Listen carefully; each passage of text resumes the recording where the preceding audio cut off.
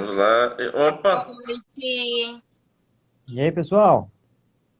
tudo Oi, bom? boa noite, Alessandro. Boa noite, galera. Tudo bem? Tudo Tudo? bem? Alessandro, cara, seja bem-vindo. Eu estava falando antes com o pessoal, para mim é sempre uma honra estar recebendo convidados do Nordeste aqui. Eu também sou nordestino, então me identifico bastante com a galera que vem do Nordeste para bater um papo legal com a gente, tá bom? Acho que é isso. Eu agradeço o convite, né? Ainda mais nessa reta final de ano, que a gente faz um balanço de tudo que foi o ano, enfim, entra no clima natalino, clima de final de ano. É bom pra caramba a gente falar. E é sempre legal conversar de jornalismo, da nossa região, que é rica demais, enfim. E aí, estamos aí para esse bate-papo legal. Vamos nessa. Cerca de que Sinta-se em estado? casa. Oi? De que estado você é? Cearense, sou do Ceará. Cearense. Temos muita coisa para falar sobre o Ceará. Ótimo. Verdade. Hoje o nosso convidado tem quase 40 mil inscritos no YouTube, é narrador esportivo. Eu queria saber de você, Alessandro, como é que começou toda essa ascensão no esporte? Ela começa em 2010, 2011, quando eu me interesso por futebol, por bola rolando, por narração esportiva de TV e rádio, né? Eu queria já fazer jornalismo há muito tempo, foi a minha primeira opção desde quando me entendo por gente, sempre gostei de assistir telejornais e tudo mais, e grandes coberturas jornalísticas, queria ser jornalista. E em 2009, meu pai, que torce Ceará, me chamou para ver um jogo da Série B daquele ano. Eu não entendia nada de futebol, não torcia para ninguém, não entendia nada, nada, nada. E para entender o que estava acontecendo, eu tinha que escutar o narrador. Passei a acompanhar a narração de televisão. Um ano depois, passei a acompanhar a narração de rádio e me dediquei a fazer aquilo. Ou talvez eu consiga fazer isso. Escutei muito e tentei colocar em prática. Comecei a narrar para o rádio, em web rádio, na internet, na minha web rádio. Depois passei por rádios convencionais, AM e FM aqui do estado. Hoje voltei para a internet e narro também no Nordeste FC, que é o streaming que transmite a Copa do Nordeste, alguns campeonatos estaduais e também da região Nordeste. E é isso aí. Tem um canal no YouTube que fala de mídia esportiva, que é geralmente que é exatamente esses bastidores, né, de negociação de direitos, quem transmite o quê, onde é que vai passar qual jogo. E é isso aí. Bacana. Grande Leonardo. Opa, vamos lá, Alessandro. Muito bom estar aí contigo. E até falar, e gostei que você é do Ceará, que tem que fazer aquela pergunta. Eu acho que dos estados do Nordeste, o Ceará foi o que mais se destacou no futebol, né? Primeiro, a questão do Fortaleza, foi a melhor campanha do Nordestino em pontos corridos. O Ceará também brigou ali até por vaga em pré-Libertadores. E nós tivemos ali nós já temos na Série C o Ferroviário, que é um time tradicional. Depois nós tivemos o Floresta e subiu o Atlético Cearense também, né? Então, o Ceará, eu acho que todos os Isso. três são o Atlético Cearense também é de Fortaleza, né? E eu queria perguntar para você, por que tem tanto time do Ceará, especificamente de Fortaleza, indo bem, assim, nessa ascensão?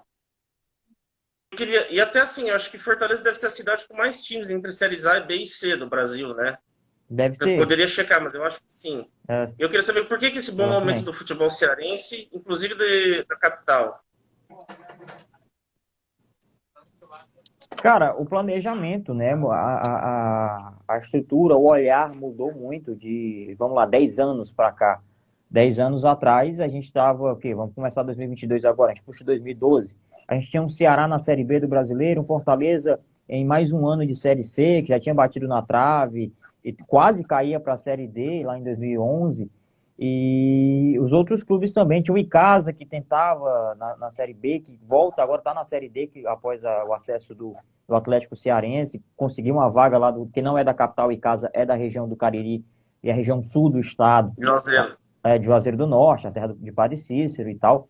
E o planejamento, muito do planejamento que mudou aqui o patamar do futebol cearense, essa é a realidade. A gente teve essa temporada, falando dos principais, de Fortaleza, de Ceará, Fortaleza na Libertadores de forma inédita. Até pouco tempo, o Fortaleza tinha conseguido, em 2020, uma vaga inédita para a Sul-Americana, agora consegue uma vaga inédita para a Libertadores.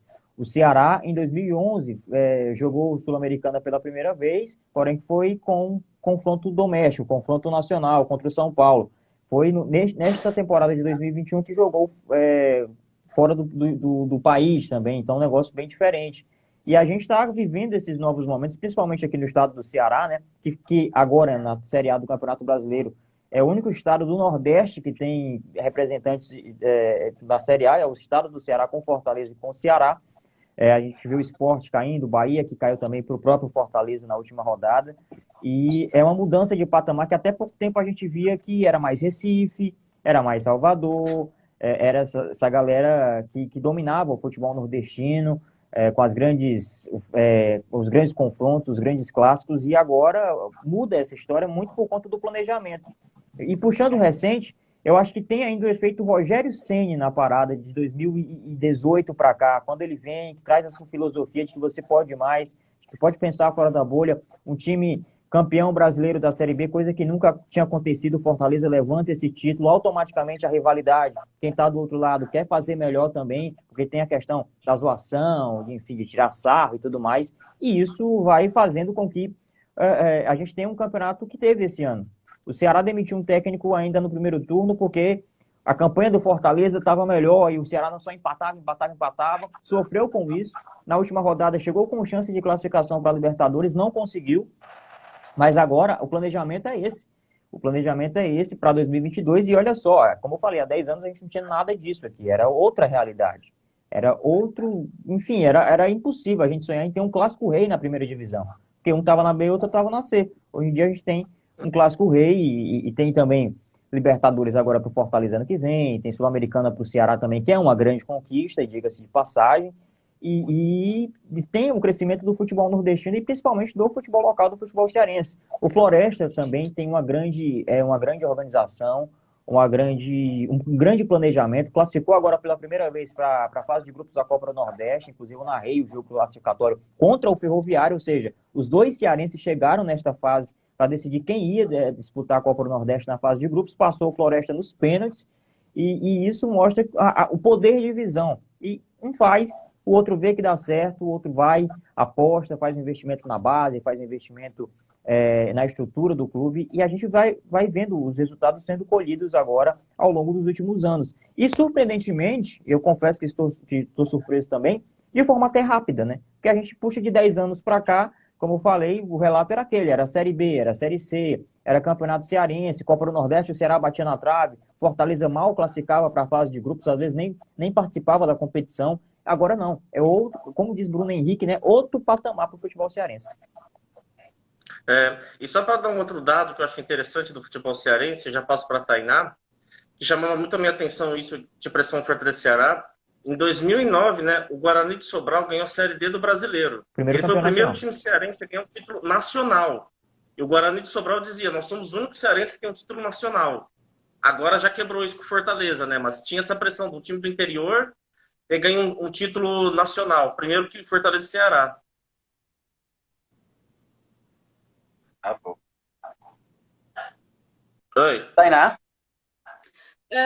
Eu queria saber qual foi os jogos mais difíceis que tu acha que tu tem uma dificuldade em narrar e os mais tranquilos.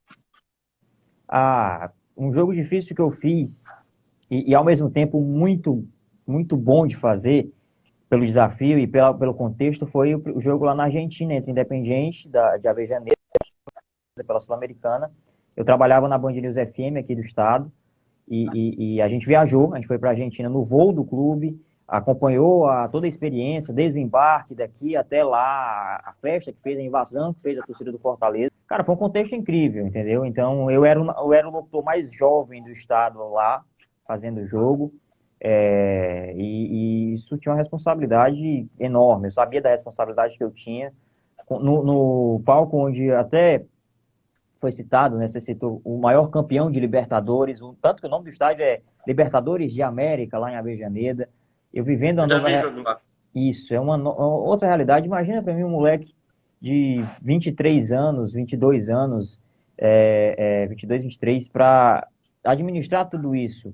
Eu não tinha narrado nenhum jogo fora de Fortaleza. Narrar um jogo na Argentina, então, foi uma responsabilidade que na hora que eu recebi a escala, eu não acreditei. Eu fiquei, poxa, não vai ser eu não, vou mandar outro. Vai acontecer alguma coisa que eu não vou, mas quando o avião sai, que eu digo, agora não tem volta. Agora já era, tô indo. E foi isso. Esse jogo foi muito difícil porque você tinha que estudar a história do outro clube, como a gente já conhece, né? Mas a gente entra a fundo na história de fato para trazer para o contexto. E para a gente valia muito, para o futebol cearense valia muito. Eles lá não estavam nem ligando para o jogo, ninguém nem sabia. Eles assustaram com a torcida do Fortaleza chegando lá.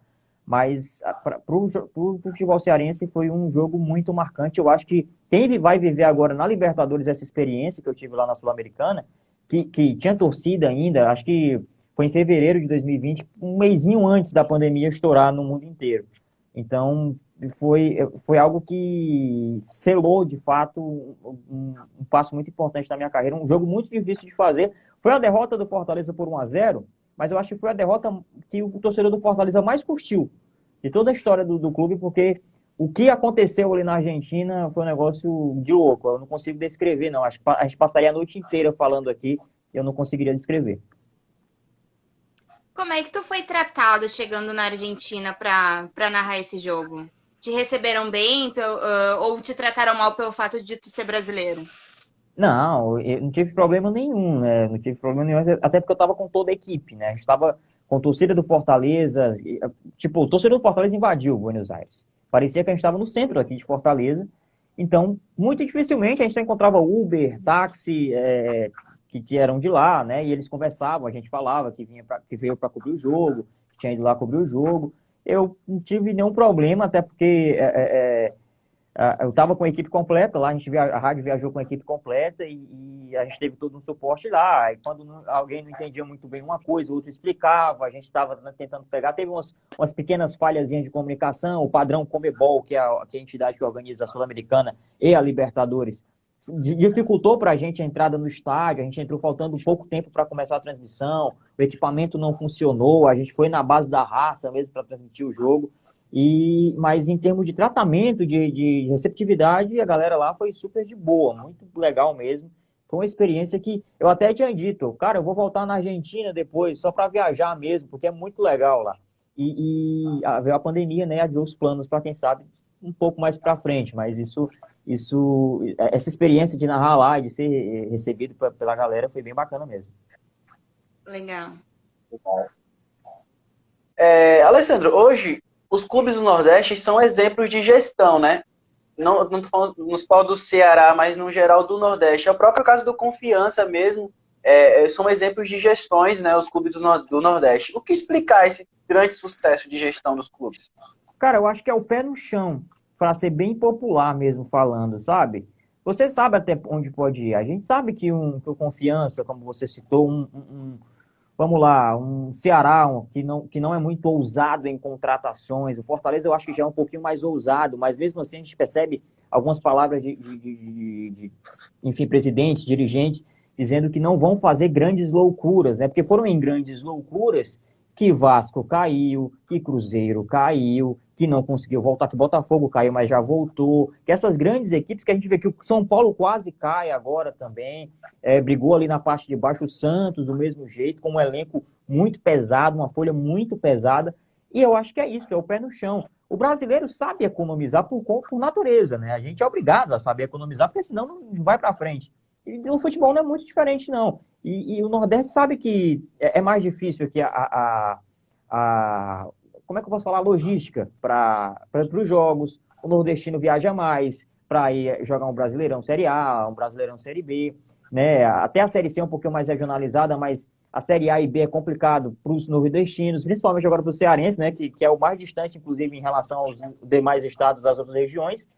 E eles fazem tudo isso com uma paciência e uma calma que o torcedor às vezes fica até estressado, com raiva, porque não vem um medalhão, não vem aquele nome de peso, fulano vem jogar no Fortaleza, mas é porque eles sabem até onde eles podem ir, porque tudo é questão de aposta, né? Você pode contratar um grande jogador, vamos lá, vou falar do Ceará aqui, que é um exemplo que aconteceu, contratou o Ione Gonzalez, que é um grande jogador, um nome pesadíssimo no futebol, quando veio o torcedor do Ceará, ficou louco, ele não rendeu o esperado. Ele não rendeu o esperado. Ficou de contratar um centroavante, mas aí na Copa do Nordeste, o Kleber, centroavante, despertou a fazer gols, fazia vários gols, e aí ficou para o Campeonato Brasileiro. E o que é que aconteceu? No Brasileirão, a fase ruim apareceu, ele teve uma baixa de produção, e aí não tinha quem chegasse. Jael também, um grande nome do futebol, não estava vivendo uma grande fase. Então, tem essa questão de expectativa e realidade.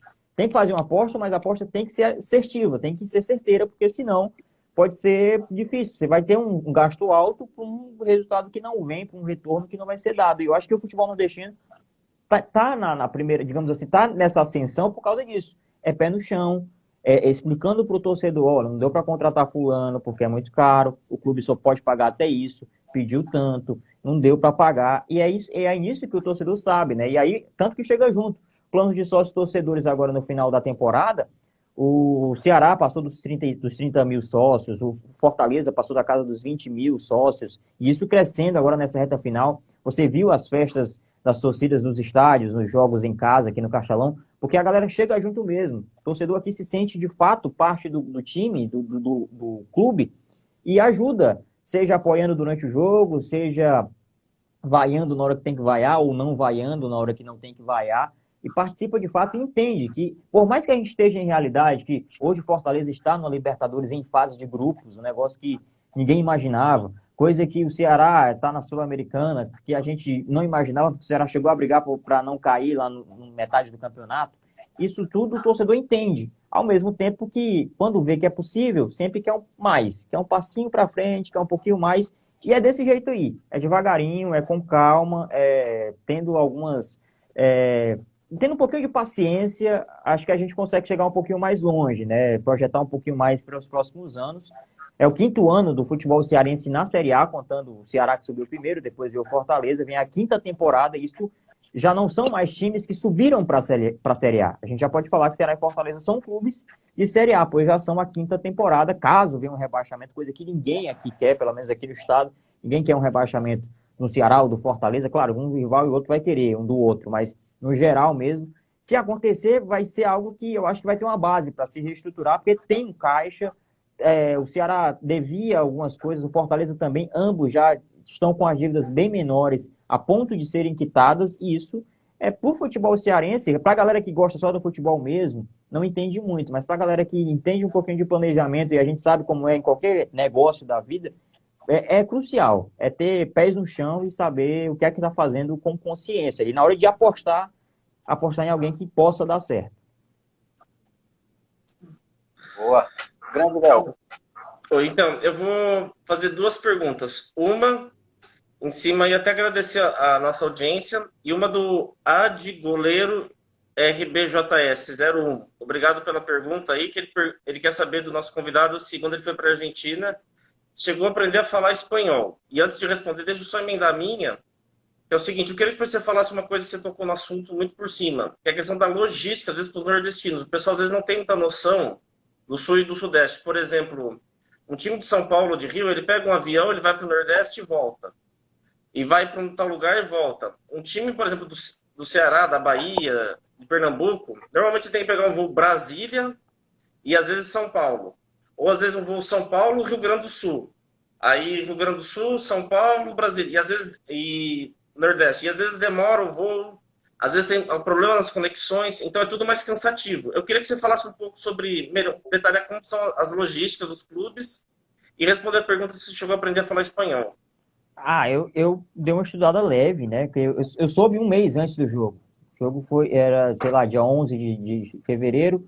Eu voltei de férias de 19 para 20 no dia, sei lá, 6 de janeiro. Quando eu chego na redação, meu chefe chega para mim, que era o comentarista na época, né, da equipe. Ele, Alessandro, talvez a gente viaje para a Argentina. A gente já sabia quando seria o jogo, que hora seria. Aí eu, mentira, cara. Ele, não, é sério. Mas fica na tua aí que a gente ainda está negociando. Eu, tá bom. Quando confirmou de fato que a gente ia até no avião do Fortaleza, com a delegação, que foi um voo fretado, enfim, que tinha torcedores, tinha imprensa, tinha o elenco inteiro, o Rogério Ceni, toda a galera lá. E aí eu fui estudar um pouquinho, fui dar uma olhada para não passar vergonha, né? Para pelo menos entender o que estava acontecendo ali. E tentei dar uma... Não foi necessário falar com alguém, porque tinha os intermediários, tinha o repórter que falava espanhol, tinha o meu chefe também que falava muito bem espanhol, e aí eu fiquei ali só entendendo, né? Tradução simultânea, não precisei aprender de fato, não, ainda não, mas vai ser um próximo passo aí, até porque agora vem Libertadores aí, vem Sul-Americana, vai ser bem mais necessário, né? Então vamos dar um gás aí. Respondendo a tua pergunta da logística, é isso. Vamos lá, um exemplo de um jogo aqui. O jogo a gente tem na rodada do Brasileiro, um jogo domingo, quarta e domingo. Domingo, 8h30 da noite. O jogo, que é o último horário do jogo no domingo nesse Campeonato Brasileiro. A rodada de quarta, vamos lá, um jogo 9h30 da noite da quarta, 8h30 da noite do domingo, acaba 10h30 da noite. E na quarta, 9h30 da noite, tem um jogo fora. Vamos colocar aqui um Fortaleza. Fortaleza jogou aqui no Castelão contra um Flamengo, um jogo muito pesado. E depois vai sair para pegar o Juventude. Só uma suposição aqui, Juventude. E jogo muito pesado contra o Flamengo, tal. Depois acaba o jogo do domingo, 10h30 da noite. No outro dia, de segunda, já tem que estar preparando para viajar, porque vai sair daqui de Fortaleza, faz a conexão ou em Brasília ou em São Paulo. De São Paulo vai para o Rio Grande do Sul. E aí vai pegar um ônibus lá em Porto Alegre para ir para Caxias. E tome mais o deslocamento. Chega lá na terça-feira, já sai segundas, finalzinho de segunda, chega na terça. E aí tem pouco tempo para treinar. O pessoal já está cansado, a fadiga conta demais também. O psicológico também, né? Poxa, que não é só o físico, tem a questão do psicológico também. E isso tudo desgasta. Imagina só, se uma viagem dessa é no começo do campeonato, é desgastante, mas se é no final do campeonato, tem um peso maior aí, porque o cara já vem cansado de outras rodadas, quem vem voltando de lesão, quem tá na risca para sentir alguma coisa, alguma dor, alguma lesão, isso é um ponto que prejudica a questão da logística. E para voltar também, acaba o jogo na quarta, o próximo jogo é no domingo, os caras voltam na quinta-feira de manhã, vão chegar aqui na, sei lá, quinta-feira à noite, quase sexta-feira, aí tem sexta, sábado, sexta descansa, sábado faz um treino para domingo já jogar de novo. Então, é um negócio que a gente tenta fazer a cobertura aqui, mas só de falar o que eles fazem, a gente já fica cansado. Como é que esses caras saíram lá de Caxias, foi para Porto Alegre, São Paulo para cá, aí treinou, e aí, claro, eles são pagos muito bem para isso. Tem a galera que fala isso, mas, cara, são seres humanos, não são máquinas, né? Não é a questão que deu um problema aqui, você troca a peça e tá pronto. Não é um carro de Fórmula 1. E às vezes até carro de Fórmula 1 deixa a gente na mão. Imagine um corpo humano. Então essa logística é mais difícil, porque você pega o mapa do Brasil, tá aqui, o Ceará tá aqui, o Rio Grande do Sul tá aqui. E coloca um jogo antes contra um confronto direto, uma luta no G4, algum time que tá brigando para ser campeão. Isso tudo conta, influencia demais. Cabe a gente devia reclamar ou não, o pessoal fala, até poucos anos a gente não tinha essa condição de reclamar sobre isso, porque a gente não estava vivendo isso.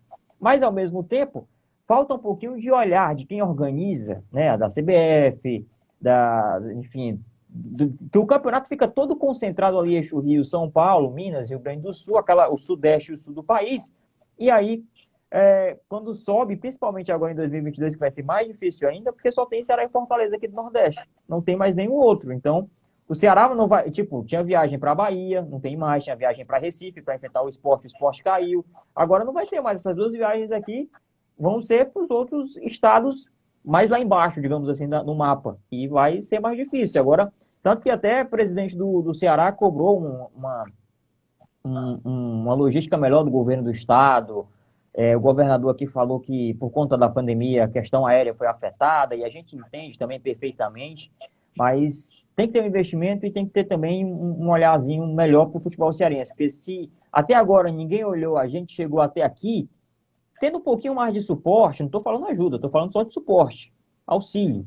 Isso seria. Imagina onde é que o futebol cearense pode chegar, e não só o futebol cearense, o nordestino como um todo, futebol da região norte também, né? Faz tempo que a gente não vê um Paysandu, um Remo, assim, para aparecer de fato para o cenário nacional novamente, como era até no início dos anos 2000, por exemplo. Então, tem essa questão também que tudo conta, né? Principalmente na logística. E só acho que um outro item, antes da Taina aí, que eu acho importante, as pessoas entenderem por que também isso acontece, que você estava falando até a questão de voo. Porque muitas vezes o que as empresas aéreas falam assim é a demanda de voo. Não tem tanta gente para fazer tantos voos Fortaleza e Porto Alegre, por exemplo. Então eles fazem para São Paulo, que tem, e metade dessa, metade vai para o Rio Grande do Sul. Ainda tem muita essa questão que eles falam que não compensa para as empresas aéreas financeiramente fazer isso. Isso até antes da pandemia.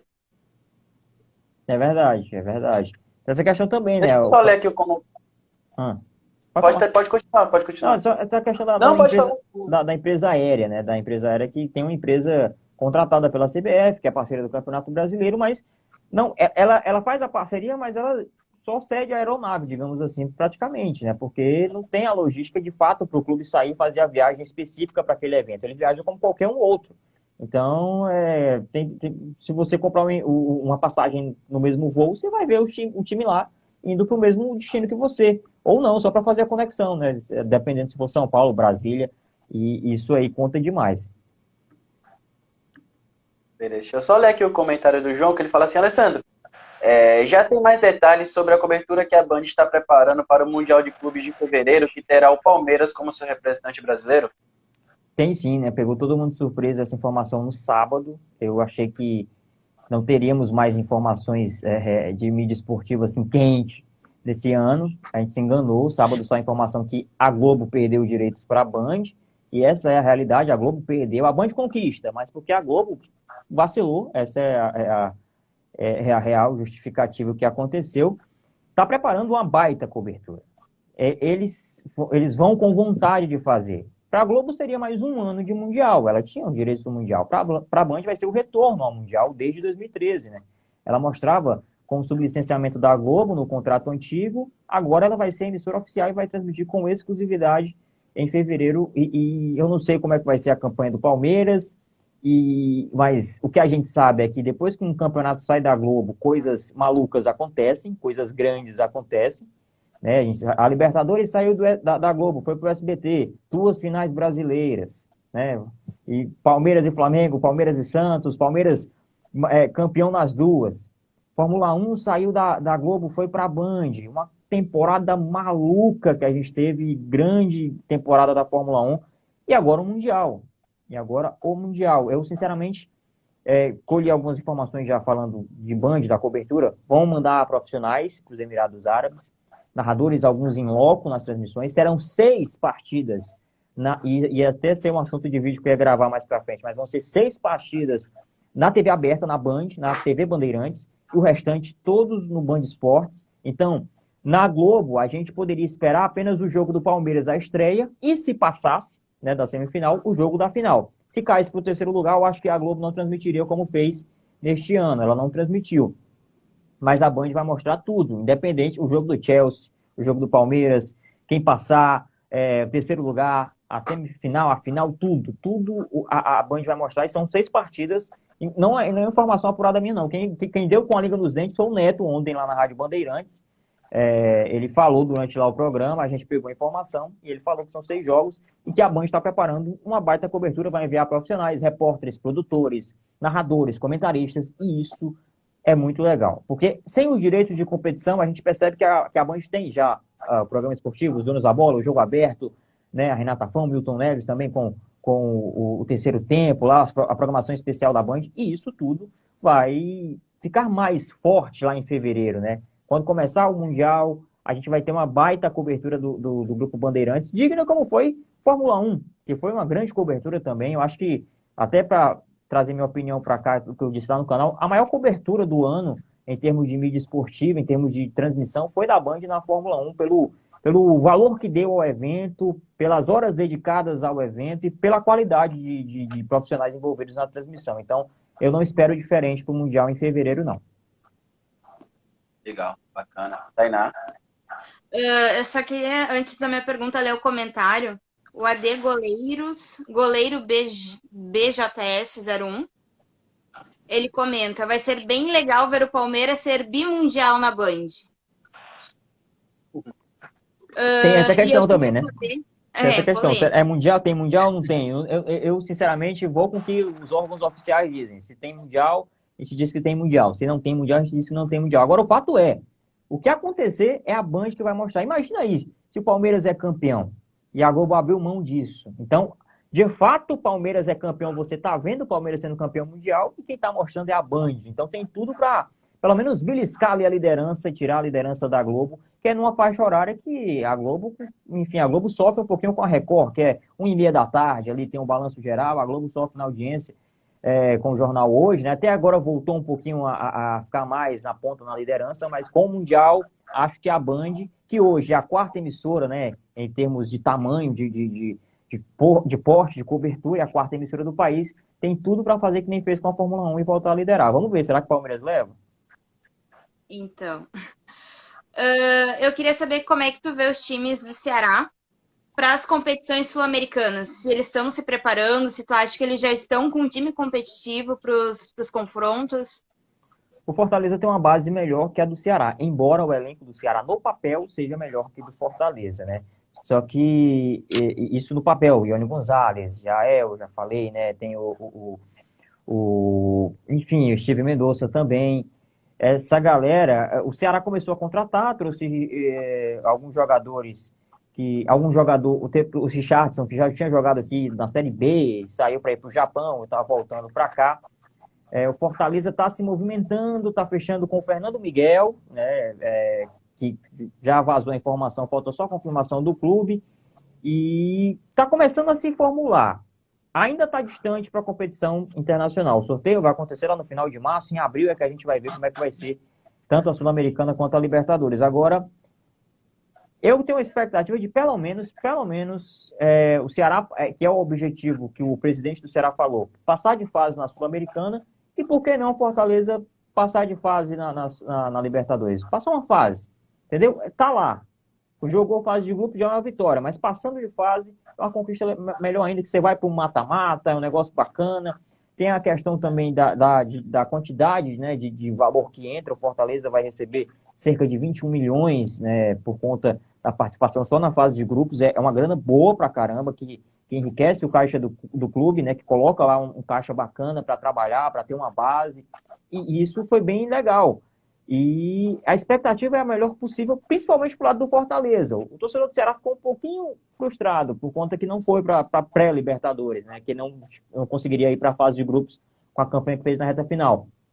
Mas o Fortaleza, a torcida do Fortaleza está vivendo esse momento mágico, digamos assim. A expectativa dos dois é passar de fase nas respectivas competições e vamos ver o que é que vai acontecer aí. Estamos torcendo aqui, estamos aqui na torcida. Legal. Foi um ano espetacular pro Fortaleza, né? Eu achei uma cena muito fofa, engraçada, quando o mascote do Fortaleza, com um cartazinho escrito CBF, faz o Pix, porque eles nunca tinham chegado naquela fase da Copa do Brasil. Que foi inédito também, né? Chegou agora na semifinal, perdeu para o Atlético, que foi o campeão, né? Tomou 4 no jogo de ida. Enfim, o elenco do Atlético Mineiro, poxa, essa temporada foi em cheio para eles, né? Então, caiu para o campeão, o que, né, ficou entre os 4 do Campeonato Brasileiro e entre os 4 da Copa do Brasil. Então, de fato, ficou entre os 4 melhores times do país. O Fortaleza top 4. E tem essa questão da brincadeira do faz o Pix. É uma brincadeira que a gente sempre fez aqui. Os dirigentes fazem isso. O do Ceará já fez também quando passou contra o Santos, ano retrasado lá. Ano passado, inclusive. Eu estou falando retrasado que para mim já estou em 2022, mas ele não acabou, não. Tem essa brincadeirinha, né? E sempre que um faz, o outro vai lá e faz também. Tem uma cutucada aqui de um lado, uma cutucada do outro, e é assim que o futebol vai seguindo, com essa rivalidade sadia, até onde ficar na parte só da rivalidade sadia, a gente vai acompanhando também. É até engraçado, alguns posts nas redes sociais, é bacana.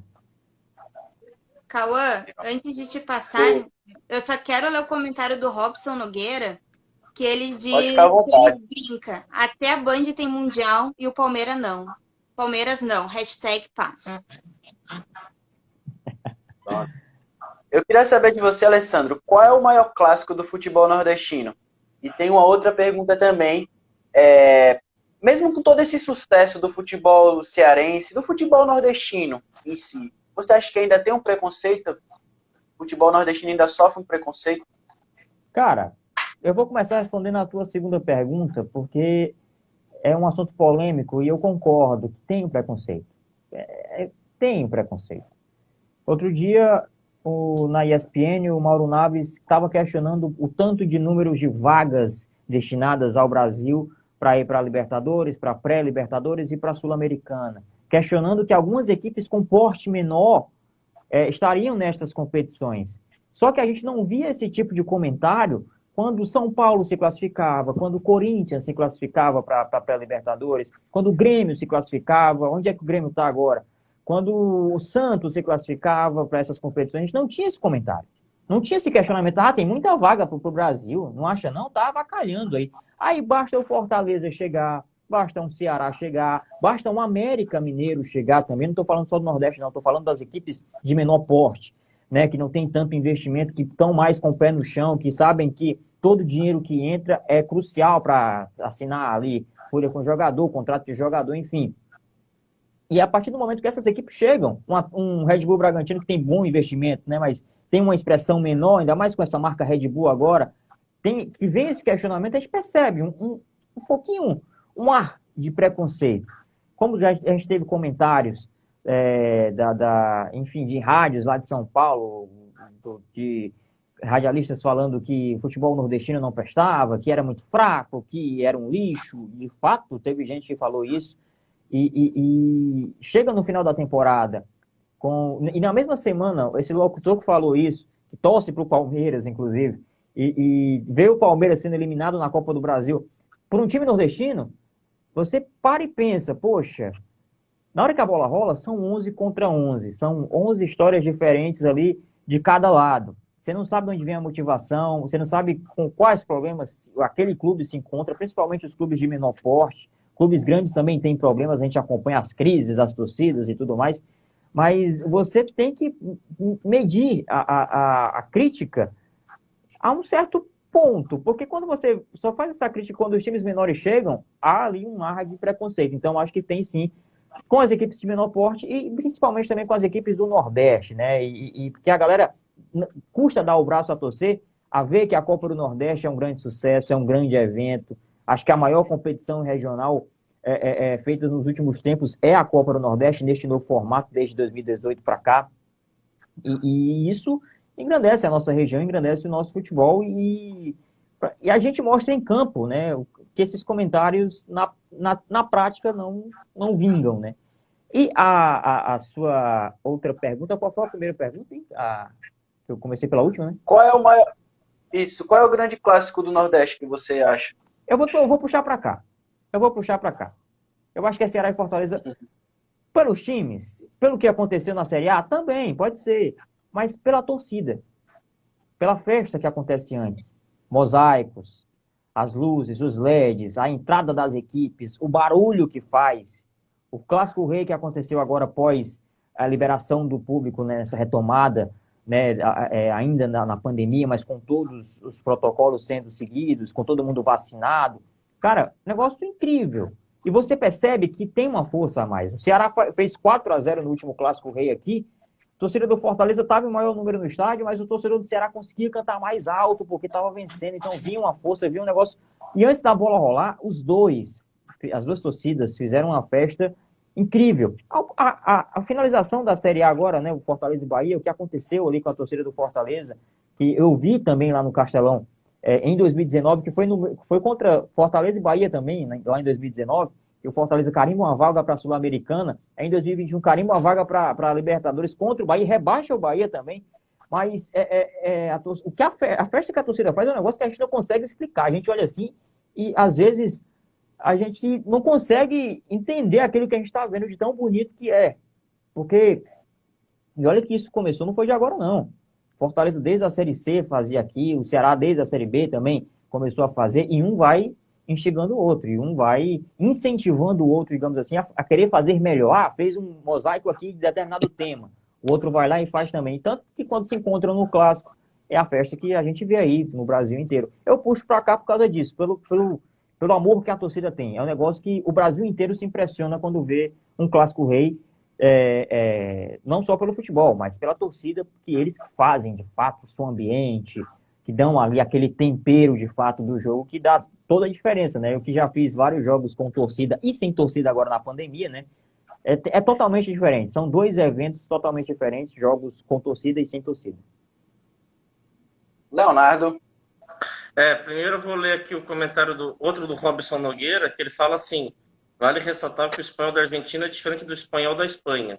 Sim, por experiência própria, até falar para quem está nos assistindo, ó, o dia que você conseguir entender o que o argentino e o uruguaio falam, É muito você rápido, entende né? todos os outros falantes de língua espanhola. Eles falam muito rápido. Os outros falantes de língua espanhola, inclusive o da Espanha, eles falam super devagar.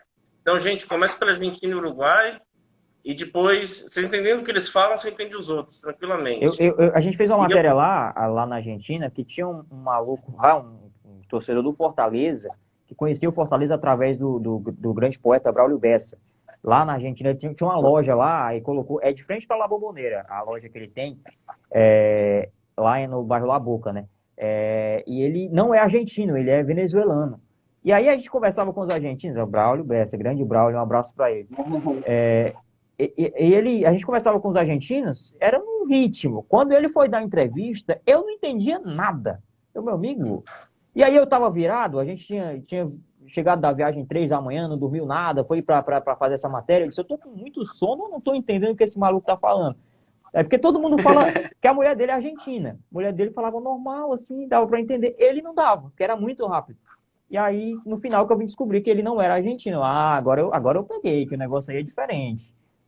Teve essa questão aí também.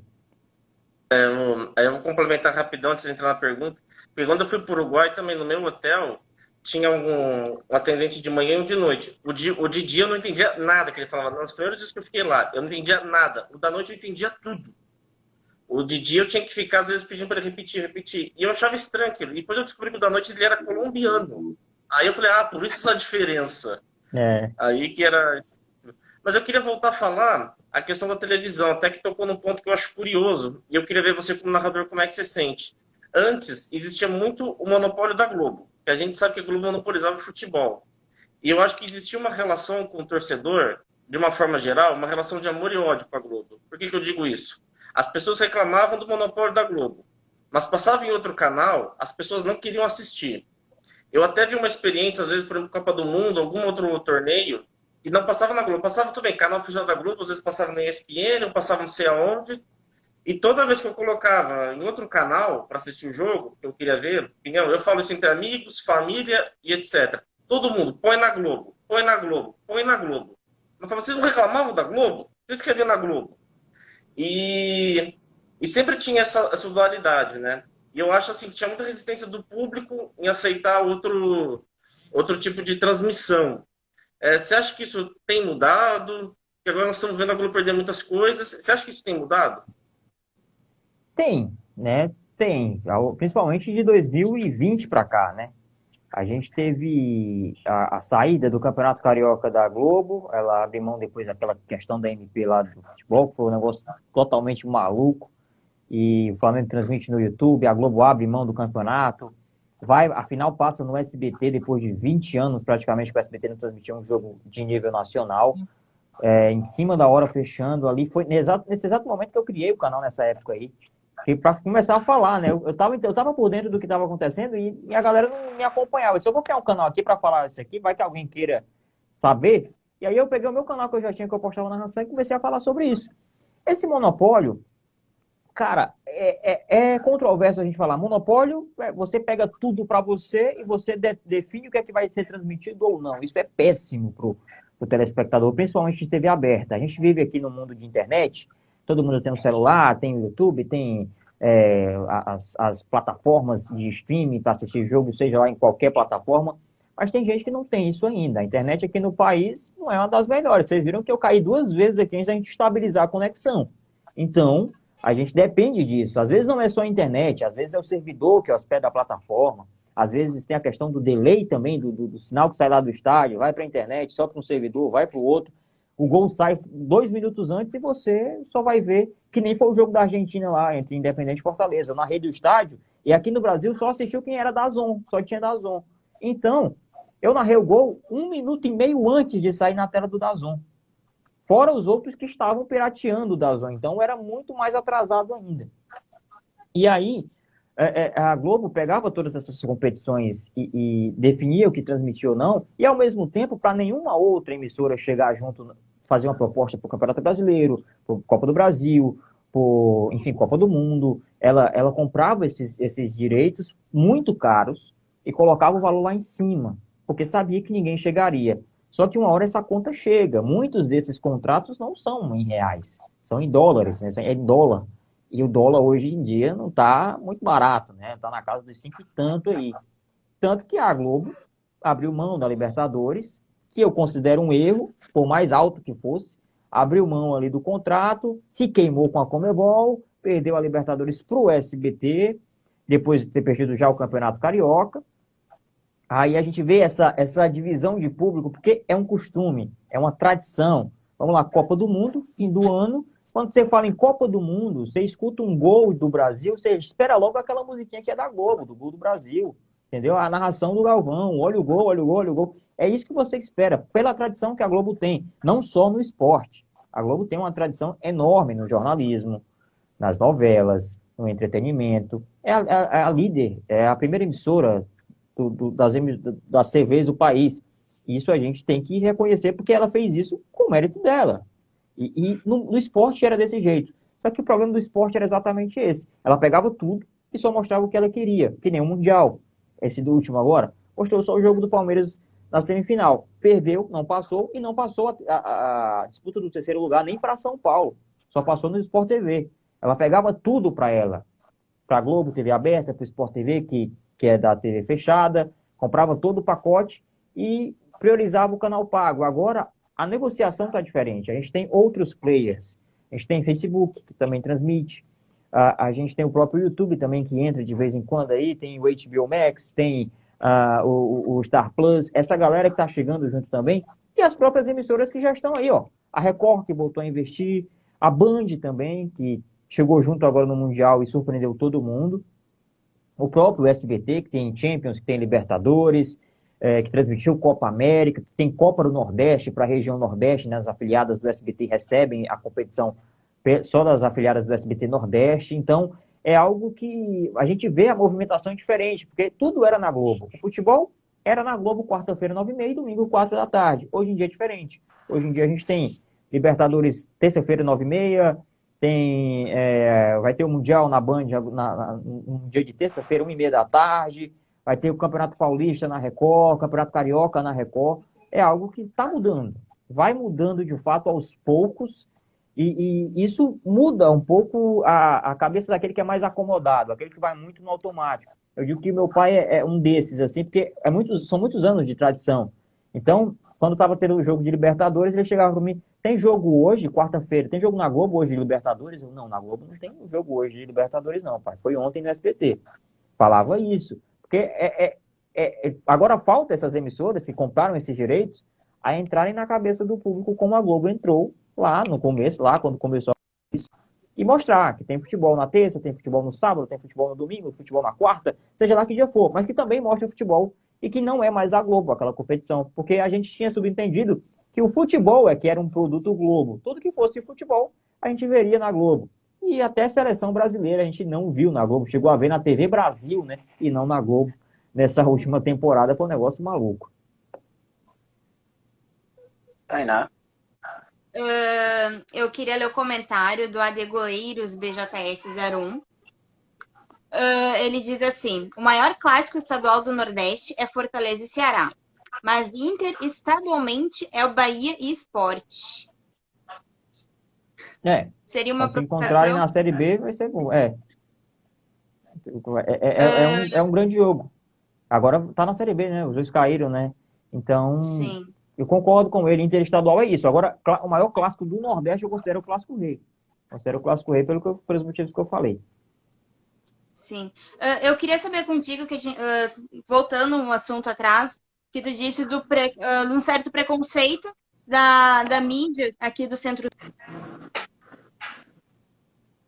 Isso afeta os jogadores daqui? Quando vão jogar com os times do Nordeste, eles vão com um certo salto alto? E os times do Nordeste podem usar isso a seu favor? Às vezes, sim. Às vezes, sim. A gente via Porque o futebol nordestino, ele começou com calma. Na Série A, no Brasileirão, em grandes jogos, era aquele tranca a casinha, todo mundo na defesa, busca um contra-ataque e tenta o gol. Se for um empate já está valendo, mas se conseguir um gol ali e prender até o final, era isso. Agora está diferente. O time vai todo para cima tentando impor a pressão E a gente vê hoje, com a valorização do futebol nordestino e cearense, com os times pagando em dia, que muitos grandes times têm problemas de pagamento mensal, né, de folha, grandes jogadores vêm para cá. A gente viu o Iago Pikachu vindo aqui para o Fortaleza, né? O próprio Jael, que chegou no Ceará, não jogou tão bem a temporada, mas é um grande nome. Outros nomes vindo para cá. Então, essas peças fazem a diferença no momento exato. E quando o time vai para cima de grande porte e toma um contra-ataque, toma um. Vai para cima de novo, toma dois. Já fica mais difícil. Tá diferente.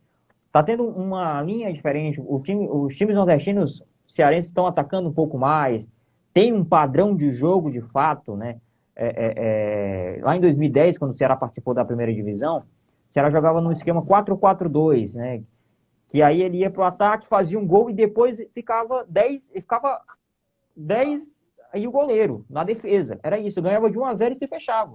Agora não, é diferente, a gente percebe uma movimentação, uma variação de esquemas. O próprio Fortaleza, que abre os alas, que o meio-campo ali é muito dinâmico. E a gente fala isso porque foi o time que conseguiu ir mais longe na Série A, né? Chegou na 4ª colocação e classificou para a Libertadores. A gente percebe um pouquinho de diferença. A questão do salto alto, eu digo que não é de fato um salto alto, é questão da concentração. Aquela questão que você acha que está ganho, mas não, dá para empatar já. Tomamos um gol aqui, mas vamos empatar. E aí não consegue, toma um segundo, toma um terceiro, e o jogo acaba, né?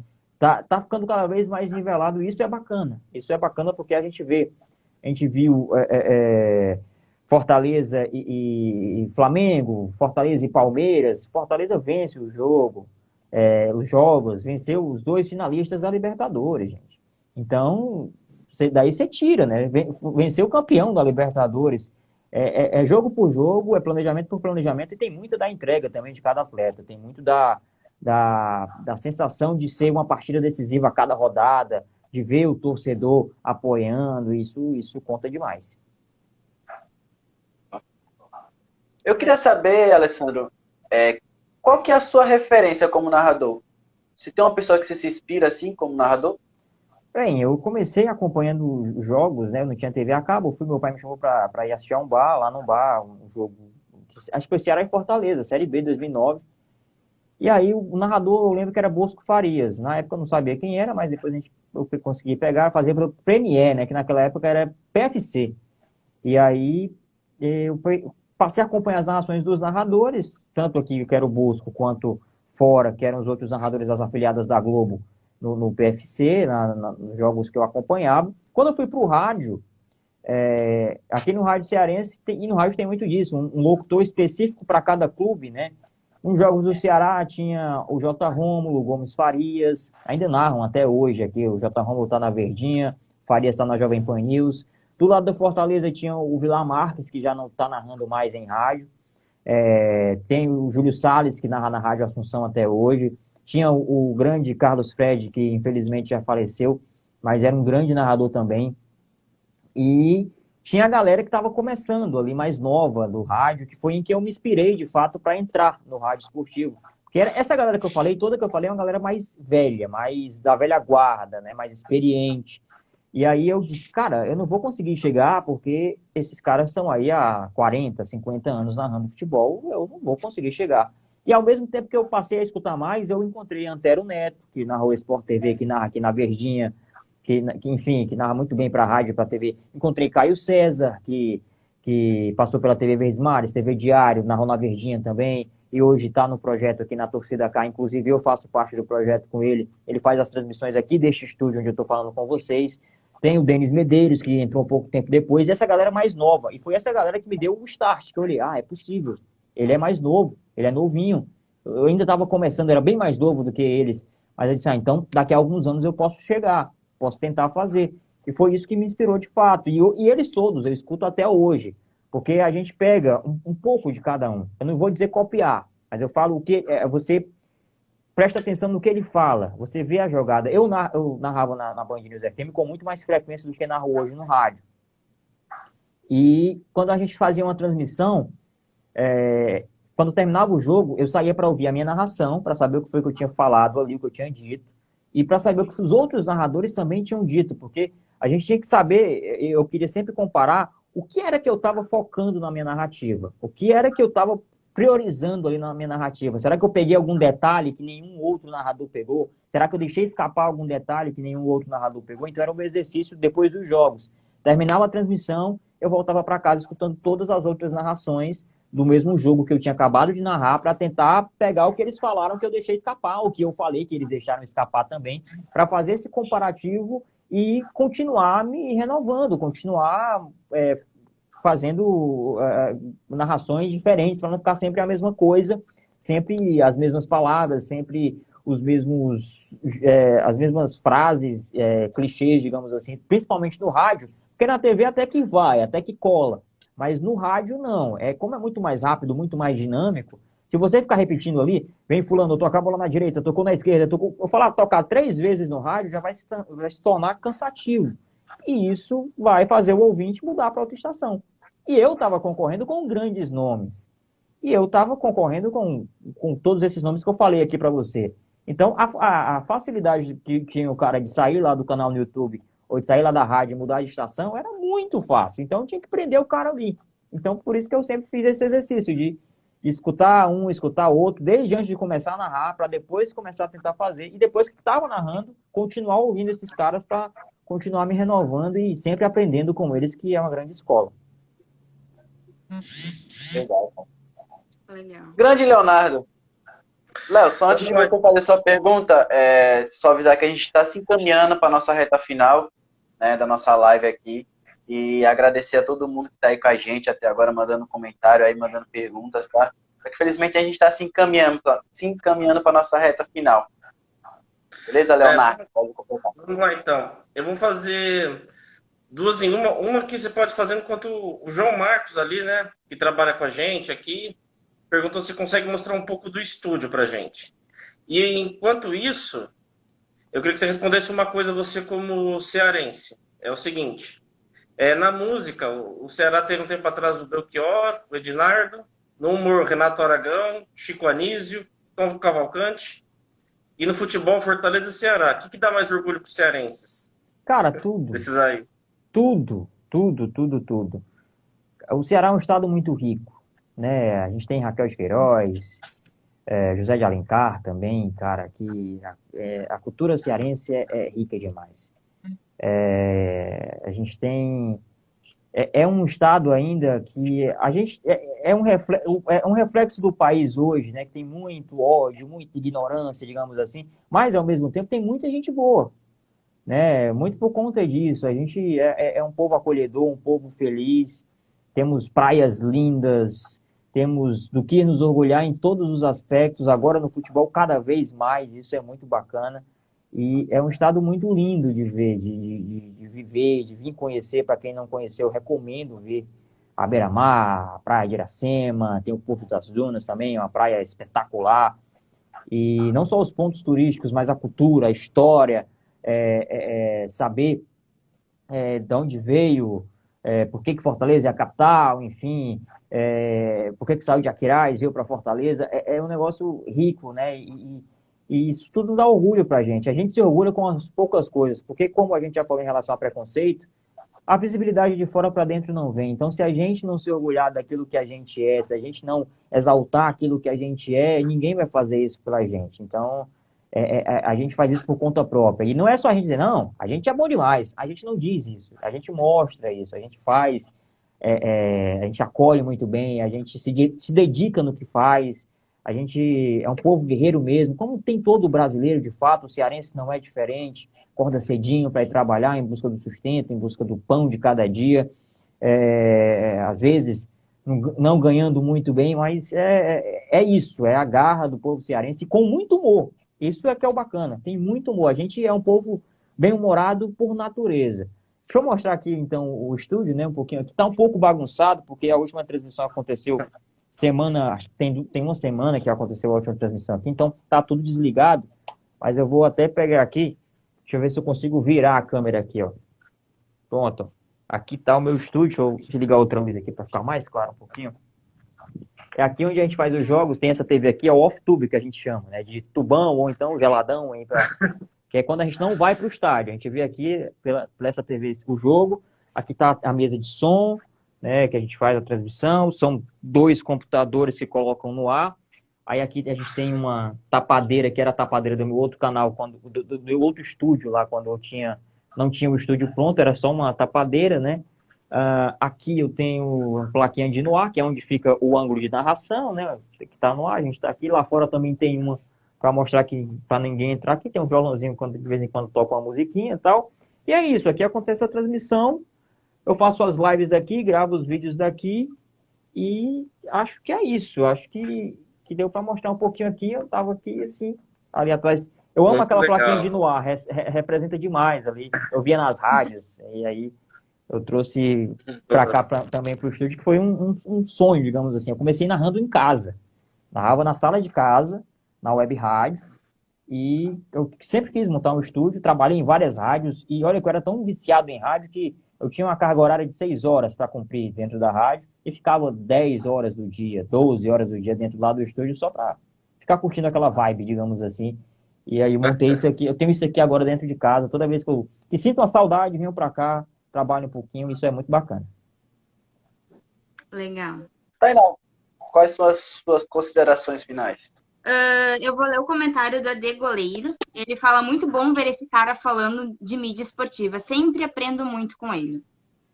Agradeço. E também tem a pergunta do João, que ele pergunta se tu consegue simular uma narração também. Emendando com essa pergunta do João, eu queria saber... Isso, João Marcos. Eu queria saber qual foi o gol mais importante para ti que tu narrou, que tu sentiu mais emoção, que tu estava torcendo mesmo para esse gol acontecer. E quando saiu, foi uma explosão de sensação. E se tu consegue simular esse gol? Cara, deixa só eu dificultar um pouco mais ainda essa questão da narração. Vamos fazer o seguinte: final da Libertadores, Corinthians e Fortaleza. Fortaleza perdendo de 1-0 aos 45 do segundo tempo. Você pode narrar esse gol aí do Fortaleza de empate, levando o jogo para os pênaltis. Meu amigo, Corinthians e Fortaleza? A gente faz isso já. Deixa eu só explicar aqui a questão do gol. Eu tenho 2 gols. Eu tenho jogos, na verdade, né? Que não é um gol em si, porque o gol a narração esportiva é muito mais que o gol. A gente se prepara para o evento, a gente se prepara para o jogo completo. Então, o meu primeiro Clássico Rei no rádio, na Band News FM aqui, foi Copa do Nordeste, foi 1-1 esse jogo, e foi bom por causa disso, foi um empate, eu consegui narrar para os 2 lados, né? Então isso foi bacana demais. E a final da Copa do Nordeste de 2020, que foi Ceará e Bahia. O Ceará fez 1-0 para cima do Bahia, o gol do Kleber, e esse gol passou no Sport TV, no Redação AM. Não foi uma narração, tecnicamente, como você falou, que deu uma emoção, que eu queria que saísse aquele gol, porque o Ceará já tinha uma vantagem grande já no primeiro jogo, tinha feito 3-1, se eu não me engano. E essa questão do gol, eu não sabia que ia passar no Sport TV, que é o principal canal de TV esportiva do país. No outro dia que eu tava dormindo ainda, meu celular lotado de mensagem: Alessandro, tu tá no Sport TV. Eu disse: o que foi que eu fiz, cara, para aparecer lá? Aí foi a minha narração lá, e essa por isso, né, que pela visibilidade, porque é o seguinte, a Jangadeiro Band News FM, na época era a Tribuna Band News FM, é do Sistema Jangadeiro, que é concorrente do Sistema Verdes Mares, que é parceiro à Globo aqui no Ceará. E passou no Sport TV, que é o canal Globo. E não passava narrações de outros veículos que não fossem da Verdes Mares. Passava da CBN, que é do povo, mas CBN também é parceira à Globo, então não passava da Band News, só a primeira vez que passou aqui do Ceará essa narração, e eu fiquei muito feliz por ter sido a voz, né, que estreou lá no Sport TV aqui, de outra emissora que não fosse do Sistema Verdes Mares, mas nada contra as emissoras, não, é só para quebrar uma barreira, né, digamos assim, que isso foi muito bacana, foi muito legal. Então vamos lá para a narração. Você quer o quê? Narração no estilo rádio ou no estilo TV? É diferente. Não, no estilo rádio eu gosto mais, eu sou um fanzaço de rádio. Então vamos lá, deixa eu ver o que é que eu vou fazer aqui. Escolhe quem faz o gol aí pra mim, cara, que eu inventar aqui na hora é complicado. O Wellington Paulista, né? O Wellington Paulista. Então tá bom. 45 do segundo tempo, né? Vou colocar no Castelão aqui, viu? Vou colocar no Castelão aqui, porque tá 1-0 Corinthians, né? Então vamos lá. Isso. Vem chegando aqui pro Fortaleza, 45 minutos, não saiu acréscimo ainda, pode ser os últimos momentos do jogo. Vem descendo o Leão, toca a bola pelo meio campo, voltando jogada, abrindo ali, volta mais atrás aqui pro Fortaleza, recomeça tudo com o Tite, coloca de lado, em cima, mandando Marcelo Benevenuto, chutaço pra frente, vem lançamento, vem pra Tinga pegou, abriu na direita, Pikachu, linha de fundo, cruzamento, Wellington Paulista, tem festa! Não pode desistir jamais! Gol do Fortaleza! Empata tudo, estremece o Castelão. Aí é bacana demais imaginar isso, né? É bacana demais. Quem sabe, nosso querido Fortaleza na final da Libertadores 2022, né? Vamos Alessandro, Alessandro, a gente vai ficando por aqui, cara. Brigadão, tá disponibilizando esse tempasso pra estar falando com a gente. Foi um prazerzaço estar falando com você. Você é um cara que eu me identifico bastante, nordestino, um cara que traz toda essa dificuldade do esporte, que a gente sabe como é difícil ter toda essa visibilidade, e você vem desfilando bacana nesse cenário aí, tá bom? Brigadão e sucesso demais na sua carreira.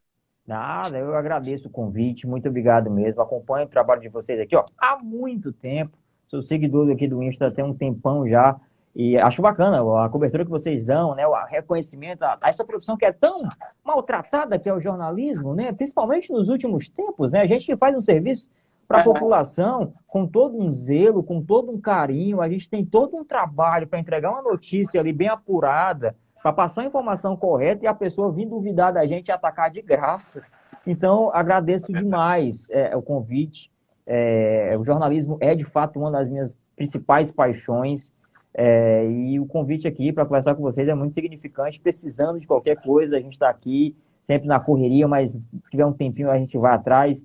E muito obrigado mesmo, foi um prazerzaço conversar com vocês. Leonardo? Não, é isso mesmo, só despedir mesmo. Foi um prazerzaço. Obrigado por compartilhar os seus conhecimentos e suas experiências. Valeu. Tainá? Muito obrigada por separar esse tempo, passar essas experiências para nós. Esse tempo que tu separou para nos falar isso foi um aprendizado pra gente. Só tenho que te agradecer. Muito obrigada mesmo. Eu que agradeço. Valeu, Tainá. Obrigado a vocês todos. Foi bacana demais. Sempre que precisar, tamo aí. Tamo junto. Pode deixar. Obrigadão e até a próxima, Alessandro. Valeu. Tchau, gente. Tchau, Tainá. Tchau, Léo. Tchau, boa noite. Valeu.